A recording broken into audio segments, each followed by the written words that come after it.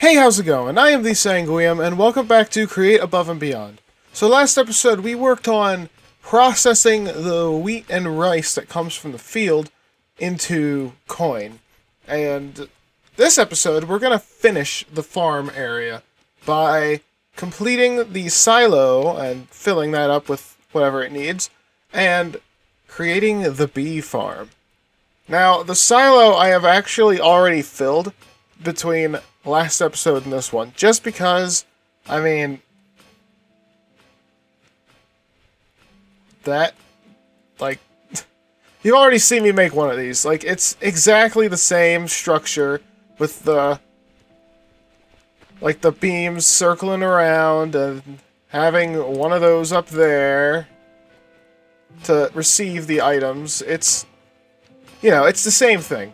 The only difference is I use potatoes instead of kelp. But right now, I bet you're wondering what I'm doing. I am creating a stack and a half of golden sheets because I need 24 golden hands to make into deployers. Because we're going to need 24 whole deployers for the bee stuff later, so I figured I would just make them. You'll notice that there is now a ladder on the side of the silo, and I figured surrounding it in bars would make it look a little more realistic, because that is something you see. Like, there is typically a way to access the top of the silo from the bottom. And, here it is. So if we head on up here, you'll see that we have the harvester, and we have all the potatoes. The water is in oak slabs on the edges, and we have a ladder going all the way down to the bottom for maintenance purposes. Because if we stop this farm, each layer will crush at like 9 potatoes to place the harvester down. So if for any reason we need to stop it, we also need easy access back into the silo so we can fix the mess that stopping this thing causes. And it should be worth mentioning that there are 8 layers of farms in here. So there are 8 harvesters going in a circle collecting potatoes. And as such, it's pretty efficient. Oh. Crock pot. Not gonna lie, I momentarily forgot that, yeah, this silo is also prone to collecting cards, which means cards will have to be sorted out and brought over to here. Oh, but the belt for that is over here, so it's gotta go over this belt. Oh, that's so annoying. Okay, I'll have to think about that. Maybe if I'm clever enough, I can figure a way around it. One more thing to point out is this barrel is empty. And this hopper is almost empty. And once this hopper is empty, we will turn on this combine down here and start collecting all of these resources. And see just how much damage that does to our system. Because at the top of that hill, there was a chest full of wheat that I, you know, made that straw golem collect. I decided to get rid of it by processing all the wheat into this thing. And the barrel got so full that extra wheat flour would like jump off the belt and land here. So that barrel was overflowing at one point. So I don't know. I think I'm gonna go ahead and upgrade that barrel now that it's empty. I should also mention that I've spent like an hour or two doing other stuff in the background while waiting for the potatoes to grow so that I can spread them out and fill the farm. I was making more, you know, basic parts for the storage system, like more gearboxes, more gears, and the like, you know, to make sure that I don't run out during a recording. Doing all the stuff over there, and it made me realize it would be nice. I mean, I think I mentioned before I didn't want to automate the andesite village over here, but I don't know, given how much time I have to spend between episodes running over here and doing everything by hand, as enjoyable as that is, I can't keep doing it. Like, it wastes too much time. So I might dedicate an episode to restructuring some of the mechanisms over there and making it more self-sufficient, you know. But enough about that. Well, let's start figuring out what to do with this here potato farm. Look at that; it's already gained like half a stack of potatoes in the time I've been talking. So where do we start? First off, we need to find a way to separate the buddy card and the poisonous potato. The poisonous potato cannot be processed in any way, shape, or form other than through the apothecary mortar, which I don't see us using. At least not here. So we have to get rid of it. Like, we have to get rid of it. So I'm thinking we separate those from the main line and deal with those separately. Like, maybe we can somehow cart that potato into this nullifier so that we don't have two. Or maybe we just have our own separate nullifier. I mean, they're not that expensive to make in this stage. So let's get some materials and see what we can do.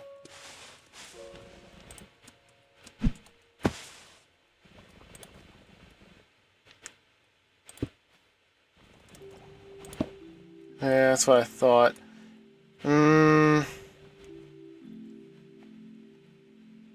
Now, there's no real way to get this over here, but I did just now realize something. Let's get rid of that for a brief moment. Okay, so the plan is, why not use a weighted ejector? So it'll aim for there. We'll put that here. Remove that. And now this will land the card right into this here chute here, which of course leads directly into the storage. And then we also have a funnel here that takes potatoes and sends them down to that nullifier down there. Specifically, of course, the poisonous potato.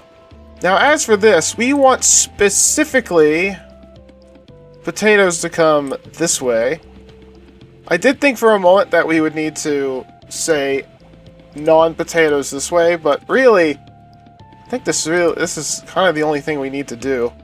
I guess if by some bizarre circumstance, if somehow we end up with an overflow of potatoes, which I highly doubt it, I'll just put this here, I guess. So now this thing can accept both potatoes and poisonous potatoes. Meanwhile, all the cards will head over there. There we go. Okay. So this is now moving correctly. If we were to put a funnel on here, it would just, you know, we could start extracting. But we're not going to do that yet. Oh, the buddy beans. How the hell could I have forgotten the buddy beans? Buddy beans should be just as infrequent as the cards, so a second ejector should be fine.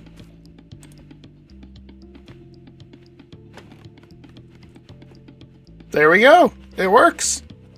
I was worried it wouldn't for a moment. As for the card itself, why don't we just go ahead and try it out? Okay. It's in there. Alright. Good. Good. That's great. Even. So why don't we now just test this part? It goes down the chute and undoubtedly is deleted. Okay. This part's done, pretty much. And just for the hell of it, if a potato goes this way, it gets deleted. Got it. Okay.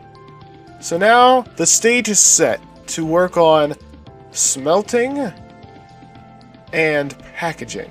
So, where do we start here? It would be convenient to make the belt for the coin come over here and have the coin drop down here. So because of that, let's make a trade machine and just stick it like over there to make it to kind of make the finished product a little easier to figure out, you know?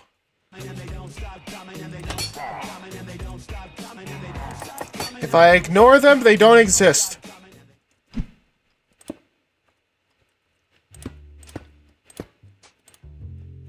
Okay, there we go. That's already in place. Easy. Okay, so we have a trade station here. But what we need now is some kind of compactor here. Perhaps something like this? going into there. But then we also have a chute of some kind leading the stuff in here. Let me go take a look at what we got. Okay. So if we put this here, and this here,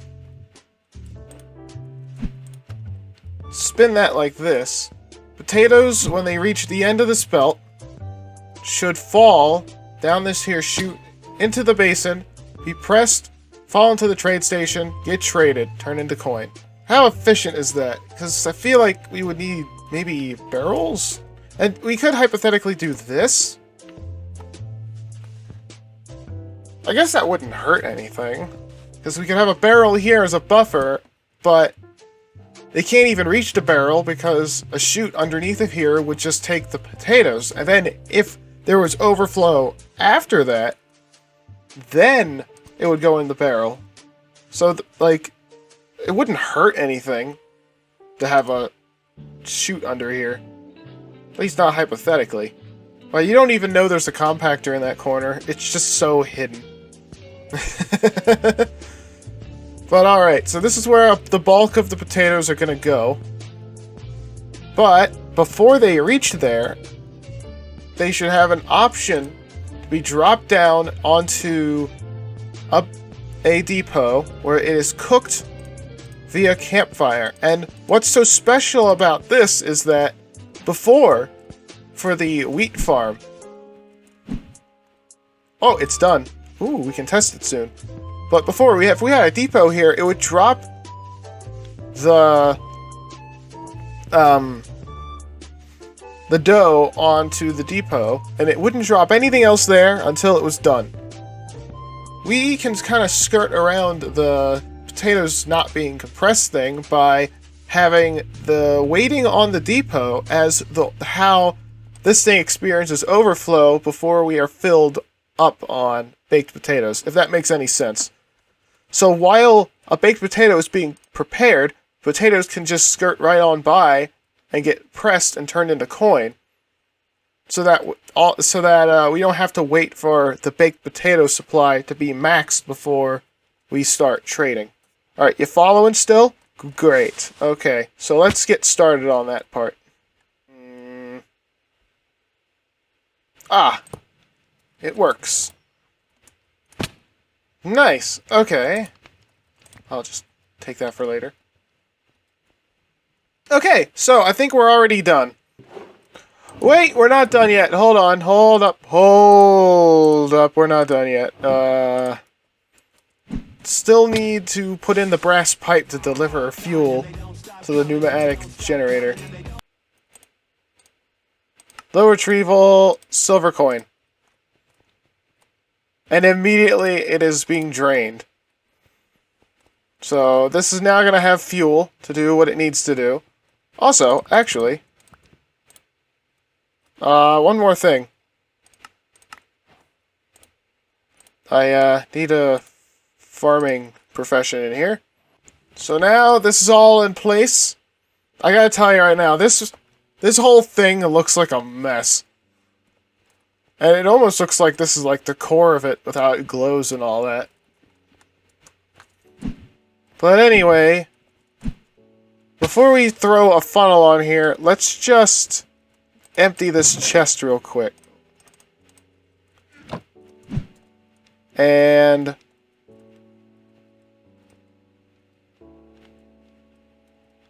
throw some down.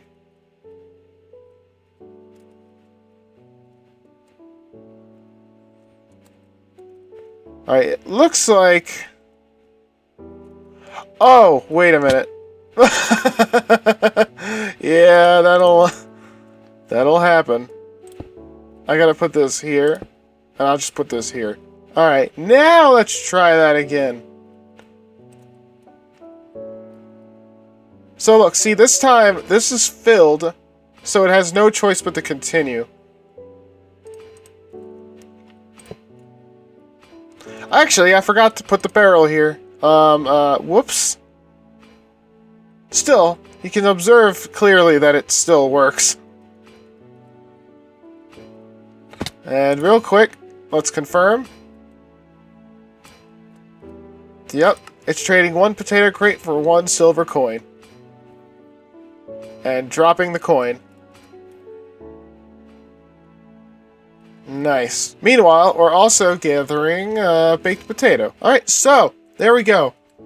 Baked potatoes and trading. And once this is filled, we should just have baked potatoes backed up on the depot. That'll be backed up, and all of the potatoes will all the time go to the trade machine. Now, we gotta work on the bees. And honestly, I think the biggest challenge will be getting coin from over here over to there and back again. Actually, no, we don't need redstone flux over here, do we? We could just ship the honeycomb straight over here and do the trading for those over here where it's more convenient. And we could even put it in this corner over here. Okay, we'll do that. And as for the iron farm, I think it would be just easier to build an iron farm, like, under this hill or something, so that it's right there. As for power, that's trickier. Because, I don't know, we don't really need that much power for a farm like this. So because of that, we might just use water wheels. By the way, there's something else I should point out. This bee house has a big open door here. And that can't happen. So I gotta figure out what I'm gonna do with that. If I'm gonna put in a door like what I got over there with the door that slides down, or if I'm gonna do something else entirely. Okay, so this is the layout. We're gonna have hives around here. We're gonna fill this spot with flowers. They're gonna fly out, pollinate, go back in, and these things are gonna be holding shears supplied by a belt that's gonna be here, and each of these are gonna have funnels. I think we're gonna have the iron create the shears, supply them this way. It'd be cool if we could somehow display the shears being made on the wall, but I'm not gonna think about that too much. Although I did just now realize that if we're gonna ship honeycombs from over there to over here, we're gonna have to have a long belt. So because of that, we might as well just take the power from over here and run it over there. Alright, before we start anything else though, real quick, why don't we go ahead and take a look at this? So this guy's gonna go around and harvest everything and bring it back here, and I kind of want to see what happens. So let's observe for a hot second.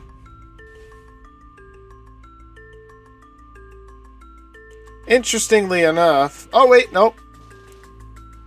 It got it. For a moment there, I thought it missed something.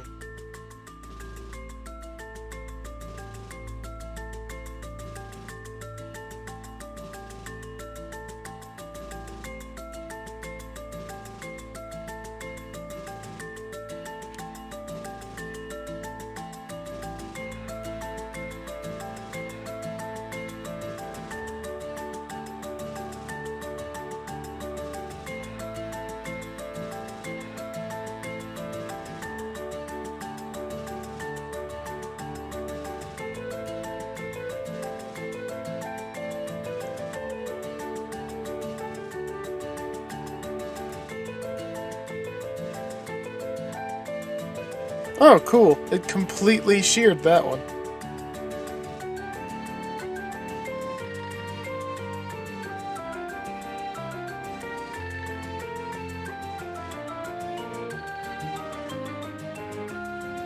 Alright. Oh my god. The seeds. It's going off without emptying the whole thing because of just how much of it there was. Well, it's not going to collect a whole lot at the moment because only a few of these... Whoa. This one's impressive. That one grew to maturity immediately. Whoa. This barrel is bigger now, so it should hold a lot more as well.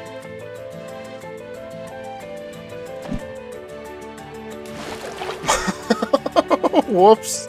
Okay, it emptied everything. So this is everything. I know because nothing backed up on this belt here. Okay, that sounds like that's the rice. Yeah. That's this barrel. It's filling up now, which means the hopper is filled. I love it when the seeds get processed. Makes everything go much faster. This barrel is now empty. Whoa, whoa, whoa, whoa, whoa, I saw that. What does that mean? Is it filled? The barrel was not full, which means there might have been a chance where this chute here had seeds in it when the new seeds came by, so it couldn't collect it. If that's the case, it might be wise to move the barrel up here and then put the chute down here. Just kind of swap these two positions so that that doesn't happen. So that there's always inventory space for the seeds. Unfortunately, we can't do that right now because it's filled with seeds. But I'll have to make a mental note of that for later. Let's take a look at what this guy brings in this time. Because now, where it's going to bring in a normal harvest. Shouldn't be that much. Some rice. That's all it collected was some rice. That's it. Yeah, I think this should be fine. Let's head on back to the starter hill and see how that beehive's doing. Hey, how's it going? What you doing out here at night? Grab some honeycomb. And how's this doing?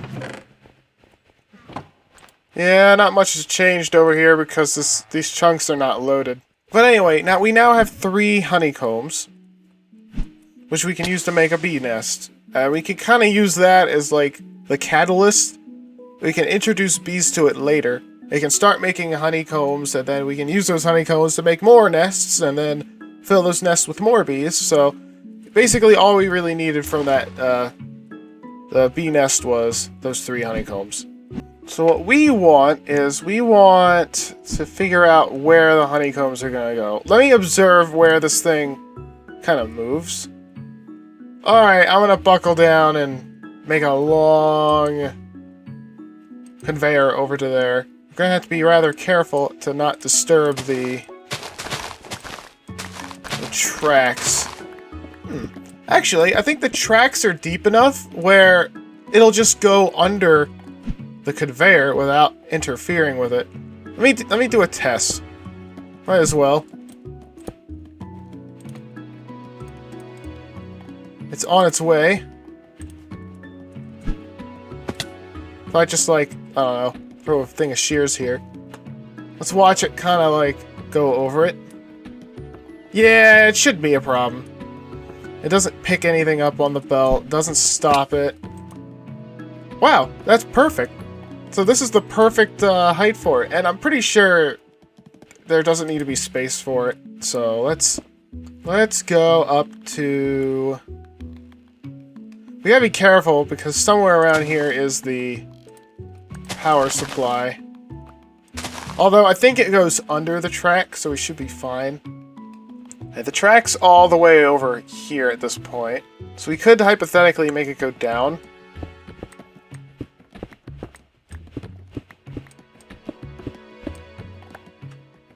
How deep are we? 55. Ah, but look, here's the... Yeah, it's right here. Oh, but it goes up to the left, which is perfect. So we don't have to try and go under it. We could just go down a little bit. Here, let's work from here and try to take it out to there. I just realized, though, do we really need to have it on display in the first place? Does that have to be? I don't think so. We could hide this underground. Yeah, we could hide it underground. I don't know why I wanted it to be on display so badly. Okay, so I think the plan is set now. Maybe we can have this here trade station underground to accept the honeycombs. It can accept coin easier because the pipe will be on this side. Because remember, that this pipe is on this side of the conveyor belt, so we can have the trade machine just here. and then we could just deliver the coin back over to the belt. I mean, which goes under the brass pipe. This should work. This should work pretty well. Alright, you know what? We have a lot to do here. So I'm going to do most of the bee farm in the form of a time lapse. See if we can fit this trade machine underneath of the floor here and get the iron generator and stuff done over there. Alright, so let's just hop right on into it. First, I connected the bee house to the farmhouse via one long conveyor belt. And I hid the trade machine that exchanges the honeycombs underneath the farmhouse where I can integrate it a little easier. Next was creating the iron farm and the machine that crafts all the shears for the beehives. This is actually the first time I used the mechanical crafters in such a passive farm like this. The way this is going to work is we're going to have shears being made constantly so that the machine is always backed up with shears. So now the bee house is ready to receive some bees. So I bred up some baby bees from the hive at the starter hill and ran them back to the bee house. Once back, I had to make sure the honeycombs would in fact shear off, and they are. So I put down this here barrel to collect more honeycombs to make more hives. All that's left is to fill up the house. Alright! So, we now have a bee house. It's a little bit taller than I would have liked. I forgot about the fact that it had to be a block away from the deployers. If I had remembered that, I would have sunk this whole contraption down a level. But, what can you do? The bee that was sticking around on the ceiling is nowhere to be seen, which is interesting. Maybe he finally gave in and used one of these hives. I had a bee, one of the bees I brought over from the nest, just did not want to use any of these hives. Like, it just kept, like, spinning circles on the ceiling, like, trying to escape through the trapdoors. But yeah, so now we have all of these hives getting sheared and collecting honeycombs, and, of course, you can see right here through the window we have our shears being generated, and we'll have a backup supply in that there barrel. We should never, ever be able to run out of this. Like, I even think an iron generator making this is a little excessive, but I don't ever want to touch this thing again, so there you go. And we've gained quite a hefty amount of coins. We got 18 stacks of silver coin! Yeah, this place hasn't even been up for more than 2 days, and we've already got, like, 2/3 of a chest full of silver coins. That's pretty good. Usually it takes, like, a couple harvests of the tree farm and flint over there to make even one, like, row. Like, 1/3 of a chest full. So you can tell that this is definitely bringing in more coin than anything we've made so far. Which will be important. Let me remind you that this coin can be melted down into silver, turned into silver ingots, and then turned into enderium ingots, which of course are needed to make abstruse mechanisms. So, I mean, it's nice to have funds now so that we can buy whatever we need from the market, but this will be great in the long run. And once we have ender technology, we can exchange the spruce drawer with an ender chest, and we'll have, like, this, what is basically this interdimensional pocket of coins here that we can access from anywhere. Or if we have to, we can just, like, make a pipe that runs down underground, suck up all this coin and bring it wherever we need, because you have to remember, the Invar factory is directly below us right now. And it just so happens the room that I want to do the smeltery stuff in, and like the Invar production, and we could do silver production too. The room for that happens to be right underneath that farm. Coincidence? Yeah, it's a coincidence. You think I'd plan that far ahead? So next episode, we're gonna go down into the Invar factory and start working. And in between this episode and the next, maybe, I think off camera, I'm going to work a little bit on this village. I considered making an episode out of it, but I'm sure you guys have been dying to see me progress to the next phase since I finished the Infernal Mechanisms, and that was quite a few episodes ago. I'm sure you guys are dying for me to get to the next phase and step foot in that Invar factory, so I'm not gonna show this on camera, but I think off camera, when I have time, I'm going to work on making the stuff a little bit more, you know, hands-free. Like, set stuff up so that when this is, like this can just immediately be sorted, or into here, or go over to here and do this kind of thing. Maybe make it so that way these 3 chests can be filled automatically. Maybe I'll even do something about this, make like a better solution for our clay production. And this iron farm definitely needs some work, because we do have the means to sort this out and make it better, but I don't know. I've just always loved just walking up to it and maintaining it myself. Oh, and the rubber farm is full again. Let's see this tube? This tank should never be full. But now that it's full, that means we have our maximum amount of rubber. And there's one more thing I'd like to do before we end the episode, and that is take a look at this. This is my Farmer's Delight buddy card binder. Let's have a look at what we have here. We have the Choco, the Crock-Pot, Very Berry, Tomato, Scoop, and Tatamadachi? So let's put those in there. This one goes here. 11, 12, 13, 14, 15, 16, 17 goes here. 8 goes here. 1 goes here. Choco goes here. We now have more cards here. And once we are filled on this binder, we can use the excess cards, like the duplicates, to crush up into, you know, crushed buddy cards and make them into packs and stuff.